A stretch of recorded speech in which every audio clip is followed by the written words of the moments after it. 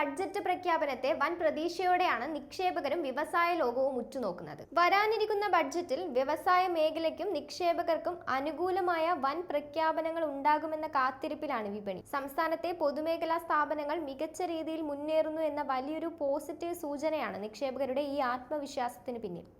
ഏറ്റവും പുതിയ റിപ്പോർട്ടുകൾ പ്രകാരം കേരളത്തിലെ 28 പൊതുമേഖലാ സ്ഥാപനങ്ങളാണ് നിലവിൽ മികച്ച രീതിയിൽ ലാഭത്തിൽ പ്രവർത്തിച്ചുകൊണ്ടിരിക്കുന്നത്. വർഷങ്ങളായി നഷ്ടത്തിന്റെ കണക്കുകൾ മാത്രം കേട്ടിരുന്ന പൊതുമേഖലയിലുണ്ടായ ഈ മാറ്റം സാമ്പത്തിക രംഗത്തിന് വലിയൊരു ഊർജ്ജമാണ് പകരുന്നത്. ഈ ലാഭവിഹിതത്തിന്റെ പശ്ചാത്തലത്തിൽ പൊതുമേഖലാ സ്ഥാപനങ്ങളുടെ കൂടുതൽ നവീകരണത്തിനും വിപുലീകരണത്തിനുമായി ബഡ്ജറ്റിൽ പ്രത്യേക പാക്കേജുകൾ ഉണ്ടായേക്കുമെന്നാണ് വിലയിരുത്തപ്പെടുന്നത്. പുതിയ നിക്ഷേപകരെ ആകർഷിക്കുന്നതിനായി വ്യവസായിക സൗഹൃദ നയങ്ങളും അടിസ്ഥാന സൗകര്യ വികസനത്തിനായുള്ള വൻ തുക വകയിരുത്തലും ബഡ്ജറ്റിന്റെ പ്രധാന ആകർഷണങ്ങളായേക്കും. പൊതുമേഖലയെ ലാഭത്തിലാക്കാൻ കഴിഞ്ഞ സർക്കാരിന്റെ നയങ്ങൾക്കുള്ള തുടർച്ചയെന്നോണം വ്യവസായിക വളർച്ചയ്ക്ക് പുതിയൊരു വേഗത നൽകാൻ ഈ ബഡ്ജറ്റിന് സാധിക്കുമെന്നാണ് സാമ്പത്തിക വിദഗ്ധരും നിക്ഷേപകരും ഒരുപോലെ പ്രതീക്ഷിക്കുന്നത്.